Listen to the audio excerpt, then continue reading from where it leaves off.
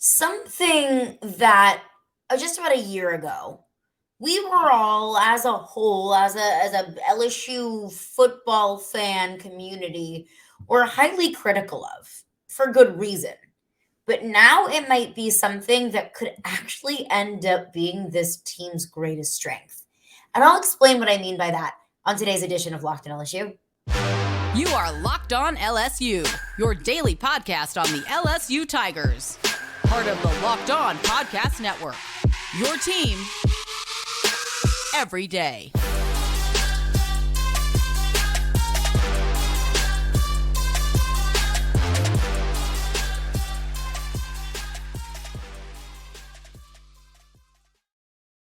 Well, thank you for making Locked on LSU your first listen every day. We are free and available wherever you get your podcasts.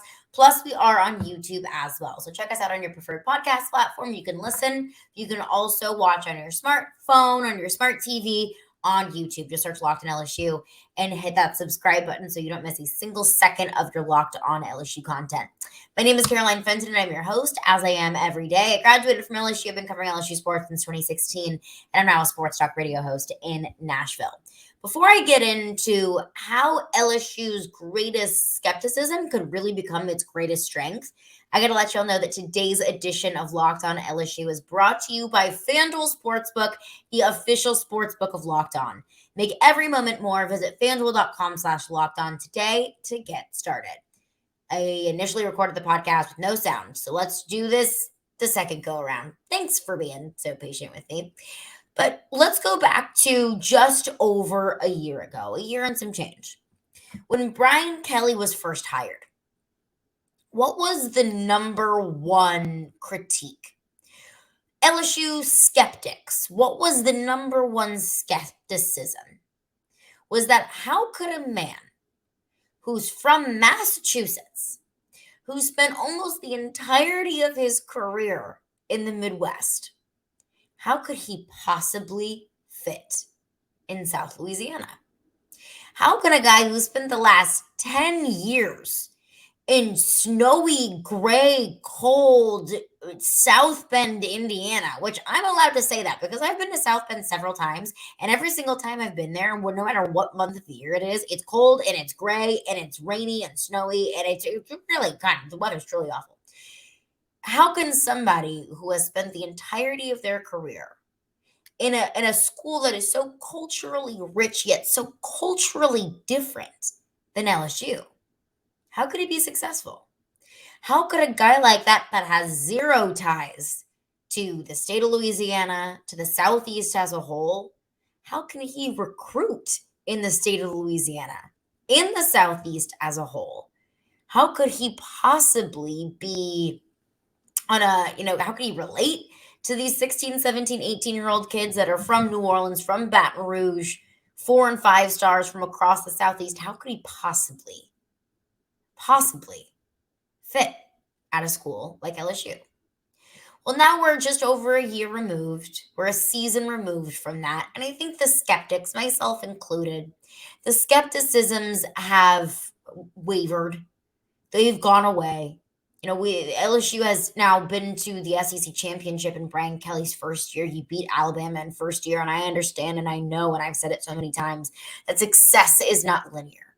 But now that we're a season and 2 recruiting classes removed from Brian Kelly's hiring in 2022 and 2023, all of those concerns of Brian Kelly's outsiderness, maybe not all, but most, have faded. But I think it's not just about those concerns about him not fitting. I don't think that it's just about, okay, we're not worried about that anymore. To be fair, I think we need to give Brian Kelly credit for his quote-unquote outsiderness to be actually maybe a strength for this LSU football team. And what I mean by that is looking at the 2023 recruiting class.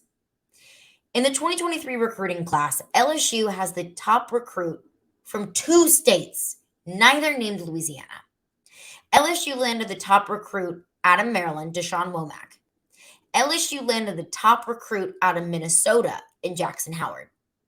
Now, I don't know if Deshaun Womack and Jackson Howard would have come to LSU if Ed Orgeron was the head coach, if Les Miles was the head coach, if I was the head coach. I don't know if those players would have come to LSU regardless. But all I can say is I don't think there's ever been a recruiting presence in Maryland or Minnesota as strong as the number one recruit in the country coming to LSU before Brian Kelly got there. Now, those are absolutely, Notre Dame areas where Brian Kelly would have recruited.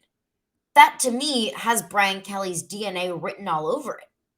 Looking at the 2023 class, there are 25 recruits in that class. And there are 8 states other than Louisiana that are represented. LSU has representatives from Maryland, like I mentioned, Deshaun Womack. Minnesota, like I mentioned, and Jackson Howard. Texas and Florida and Georgia, which I kind of consider being LSU's, I call it, the LSU comfort zone, really, so to speak. Because before that, you're looking at recruiting classes and you're looking at LSU's target zone, and that's Florida, Texas, Mississippi, Georgia, Alabama. Those are all going to be your target states no matter what. Those are going to be the competitive areas around the SEC no matter what, because you're going to have talent in those states no matter what. So you're going to have the Texases and the Floridas and the Georgias.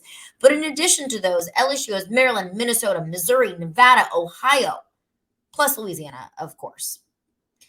And LSU has 2 out-of-state 5-stars, Deshaun Womack from Maryland and then Javian Toviano out of Texas. LSU has 6 out-of-state 4-stars from Florida, from Minnesota, from Georgia, from Missouri, from Texas. Now, I'm not saying that diversity or, stepping outside of this quote-unquote LSU comfort zone is necessarily going to be a positive thing. But all I can look at is to say it's different. And now LSU they're not steering away from this comfort zone. They're not steering away from the strongest recruiting areas in the country. They're only adding on to it. You still got top recruits out of Texas. You're still getting top recruits out of Georgia. That's nothing new. But in addition to those recruits, you're looking at talent all across the country. And I'll compare it to some recruiting classes of the past. Because how different really is it? Because you might be thinking to yourself, well, maybe you're just taking notice. And that's fair. So I did my digging. I did my due diligence. And looking at the past, I think 2020 is the outlier here that I do have to acknowledge. That in the 2023 class, you had recruits out of Louisiana and Georgia and Texas and Florida and Mississippi and Alabama like you would expect. But that 2020 class also had California, Colorado, Maryland, Virginia, Washington.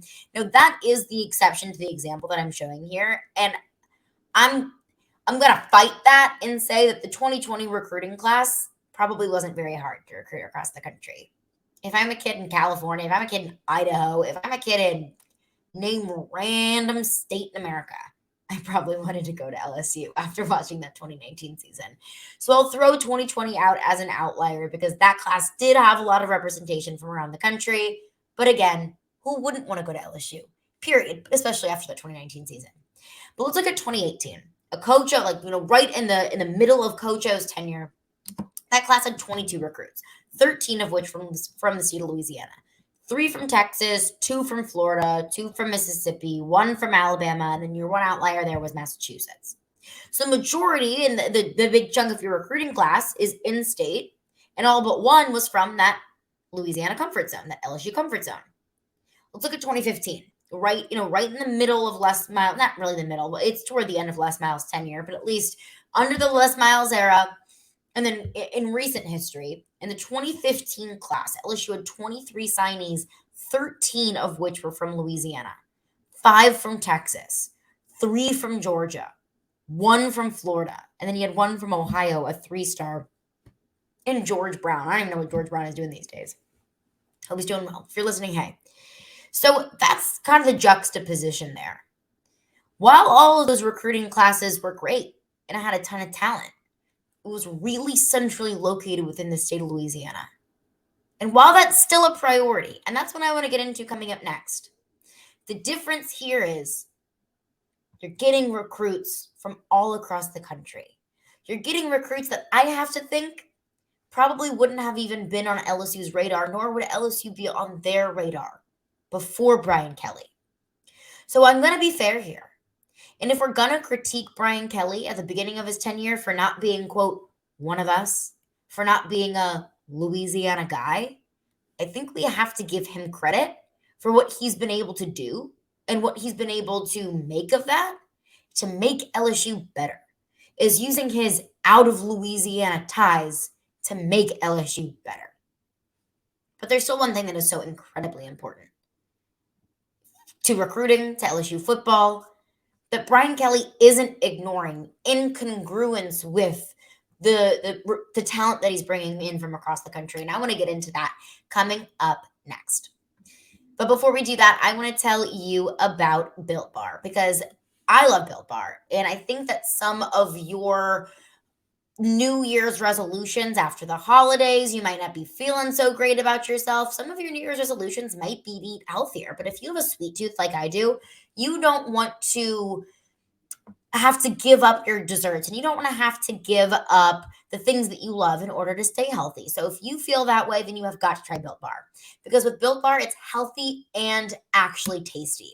I mean, they're so delicious that you don't even think that they're good for you. Honestly, they're perfect for your New Year's resolution. They're perfect for the diet that you might be going on if you're going to the beach in the next couple of months. So what makes Built Bar so good is that they're covered in 100% real chocolate. 100% real chocolate, and they come in candy bar-esque flavors, unbelievable flavors like churro, peanut butter brownie, coconut almond. They are delicious. And I'm not really sure how Built does it, but they make the Built bars taste like a candy bar without having to go outside of your diet, without having to sacrifice your macros. They've got 130 calories and only 4 grams of sugar and a whopping 17 grams of protein. So what I do at the beginning of the day, I throw a Built Bar in my purse and my backpack, and I'll munch on it throughout the day whenever I get hungry. So if I get that sweet tooth coming on, or if I get hungry, then I have a healthy snack on the go that'll keep me full for hours. And now you don't need to wait around to get a box. For years, we have been talking about ordering your Built Bars at Built.com. So now you can get them at your local Walmart or Sam's Club. Just go to Walmart, head to the pharmacy section, grab yourself a box of Built Bars. You can grab a 4 box of cookies and cream, double chocolate, or coconut puffs. Or if you're going to Sam's Club, run in there, grab a 13-bar box with our hit flavors, brownie batter, rather. I love brownie batter, and churro. That is Built Bar, Built.com. You can thank me later. Well, thanks again for making Locked On LSU your first listen every day. Make sure you check out our brand new podcast, Locked On College Basketball. Everything that you need to know about college basketball all in one place. Plus, you can hear from big name experts, insiders, coaches, and players. Locked On College Basketball, available on YouTube and wherever you get your podcasts. So I think that Brian Kelly deserves some credit for what he's been able to do and the talent that he's been able to bring in out of state. That's something that we really haven't seen before. I mean, looking all the way back to 2015, and of course 2020 is the outlier with so many players across the country trying to get a piece of that 2019 season. 2015, really heavily Louisiana. 2018, really heavily Louisiana. And those were just 2 recruiting classes that I picked up from both of the coaching regimes of recent history, and Les Miles and Coach O. But that's really kind of been the trend with LSU. And rightfully so, is because you need to have that home base of Louisiana. You need to have your home base be your home state.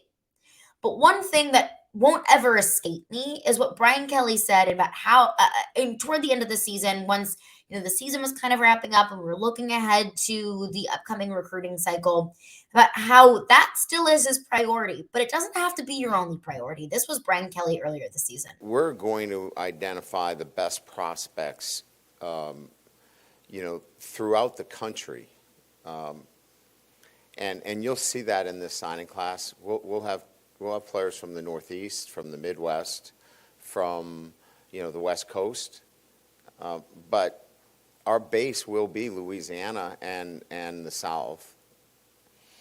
But I don't think you can, when you're LSU and you have a brand that is so recognizable throughout the entire country, you can't have blinders on either, where you go, oh, I'm just in Louisiana and I'm not going outside it. So our scope and vision is national, but it's not like we're pulling, 4 guys out of every state.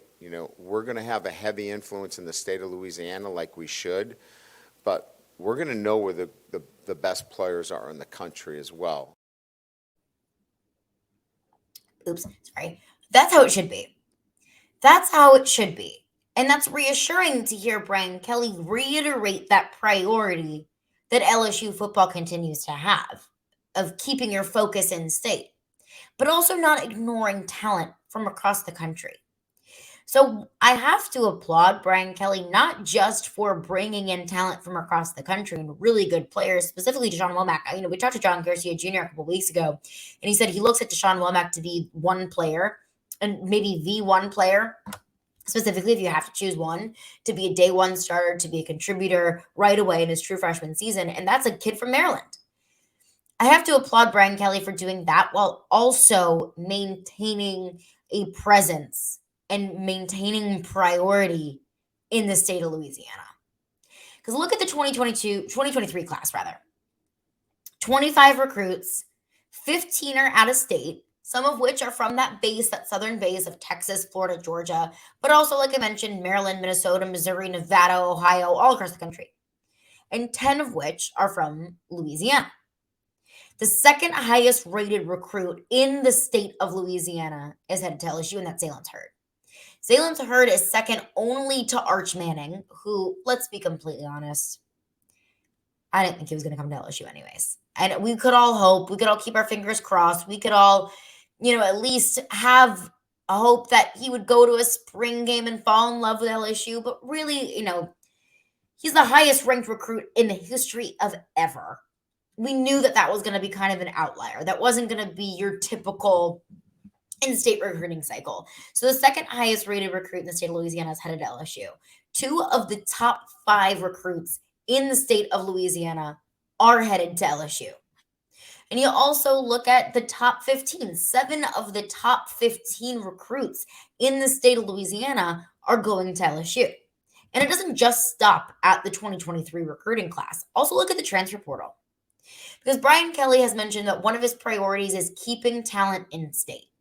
Well, one of those, one of the, tentacles off of that idea is bringing Louisiana talent back to Louisiana via the transfer portal. Jalen Lee is transferring to LSU from Florida.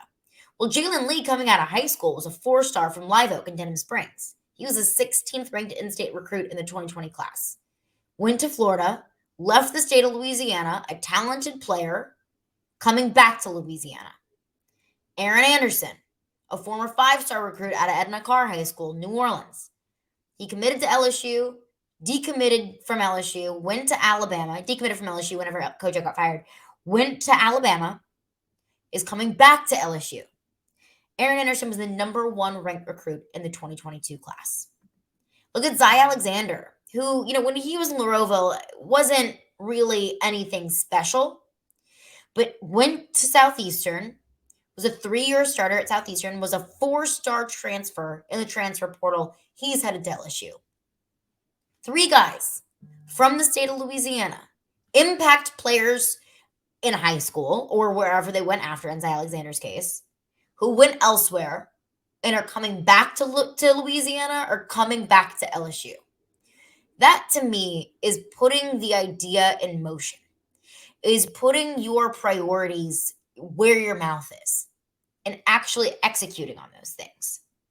Because while we see 8 states not named Louisiana represented in this 2023 recruiting class, you still have some of the top in-state talent staying at LSU.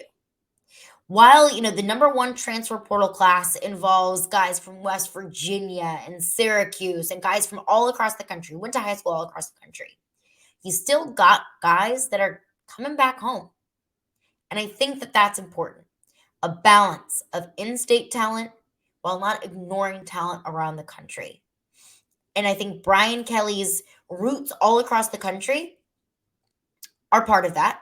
And Brian Kelly's commitment to the state of Louisiana, keeping coaches on staff, bringing guys on staff to be recruiters and coaches to fill those holes and be the Louisiana representatives, I think are all part of that. But it's not all sunshine and rainbows.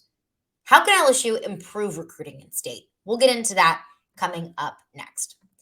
But before we do that, I got to let y'all know that if this year at your Super Bowl party, if you want to bring out a sportsbook app, the only app that you're going to need is FanDuel. It's America's #1 sports book. So we're super excited about our new sports betting partner for Locked On because they're the #1 sports book in America. Duh, it's FanDuel. So if you're new to FanDuel, that's even better. They have so many great features that make betting on sports fun and easy. So download this FanDuel app now so you can bet Super Bowl 57 with a no sweat first bet, and you'll get up to $3,000 back in bonus bets if your first bet doesn't win. FanDuel lets you bet on everything. They've got money line, point spreads, all the way down to who will score a touchdown.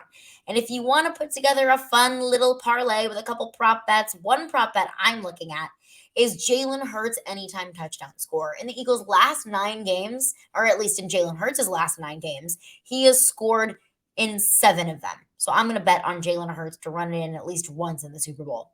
The FanDuel Sportsbook app is safe, secure, and super easy to use. And best of all, you can get paid your winnings instantly.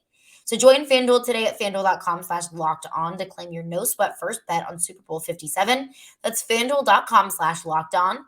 Make every moment more with FanDuel, the official sportsbook partner of the NFL. So I think that while as much credit as I'm going to give Brian Kelly in terms of these past 2 recruiting classes, and of course as we look ahead to 2024, because it is now 2024 recruiting season, I think there are also a lot of really fair critiques of this football program, of how this program has recruited, because there are absolutely areas that need to improve. And I look at one area that I just lauded, that's keeping in-state guys in state. It needs to be better.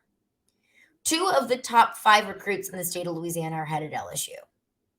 There needs to come a day where that's 5 of 5.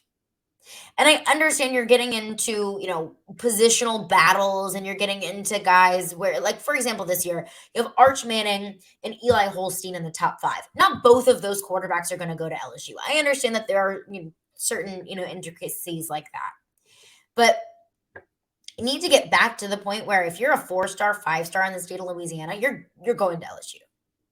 7 of the top 15 recruits in the state of Louisiana are going to LSU, but a lot of that is carried by 11, 12, 13, 14, and 15.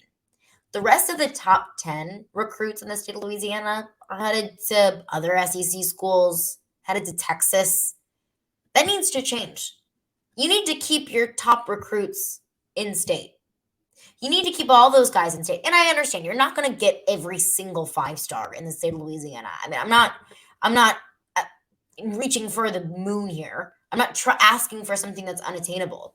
But I think the rate can be better, and it should be better. If that's going to be priority 1A in terms of recruiting, is keeping your home base, your home state, 7 out of the top 15, 3 out of the top 10, you need to be better.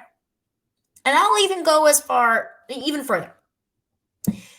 Defensive recruiting in state needs to be better. And I seeked out the top 10 defensive recruits in the 2023 class in the state of Louisiana. And I had to cut that down to just top 6, because once you get past the top 6 recruits, you're getting into recruits that didn't get offered by LSU. And I'm not going to fault LSU for guys that they didn't even deem worthy of an offer. So I'll look at the top 6 defensive recruits in the state of Louisiana. Number 1, Derek Williams. He's a 5-star corner.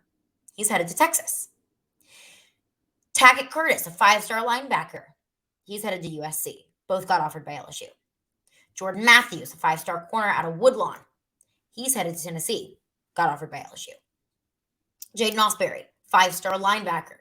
Interestingly enough, he's going to Notre Dame. Nice little home and home they've got going on there, Notre Dame. He's headed to Notre Dame, got offered by LSU. The number 5 ranked defensive player in the 2023 class in the state of Louisiana, Kylan Jackson, he is going to LSU, 4-star safety. And then you go down to the number 6, Curly Reed, 4-star corner from Lake Charles. He's headed to Washington. He also got offered by LSU. One of the top 6 defensive players in the state of Louisiana is coming to LSU, and it's number 5. And that is no disrespect to Kylan Jackson. It's just looking at the recruiting class as a whole. And I would be naive to not mention, or I'd be remiss to not mention how many factors may be pulling players a certain way. NIL being one of them. I don't know if any of these guys are going to Texas or USC or wherever it may be because of NIL deals. I don't know that. But I just want to acknowledge that I understand that that's a factor. But you need to be better than 1 out of the top 6 defensive recruits, especially because what's one position group that I've been talking about for months now? Number one position of need for LSU in 2023 is corner.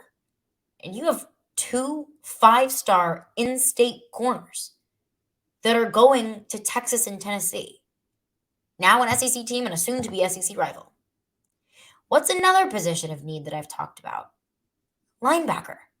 You got 2 in-state 5-star linebackers that are headed to USC and Notre Dame. Classic Big Ten rivals. I'm joking. So that's what I'm looking at here, is you've got positions of need, and you've got talent in state, but that talent isn't staying in state for whatever reason it might be. So I will applaud Brian Kelly for putting his money where his mouth is and keeping Louisiana a priority. We see that in this 2023 class. I applaud Brian Kelly for bringing his not LSU, not Louisiana background to LSU and being able to bolster up this 2023 class by doing so. And bringing in the top recruit from Maryland, Deshaun Womack, who is going to be, per John Garcia Jr., absolutely could be a day one starter. But I also have to address positions of need. I also have to address areas that need to be improved upon. And that is continuing to keep in-state talent in-state. But that's going to do it for me today. Thank you for making Locked On LSU your first listen every day. Now, for your second listen, check out our brand new podcast, Locked On College Basketball. Experts Isaac Shade and Andy Patton, who are the best. I love those guys. They bring you everything that you need to know on and off the court. Plus, you can hear from big-name experts, coaches, and players throughout the basketball landscape. Locked On College Basketball, available on YouTube and wherever you get your podcasts.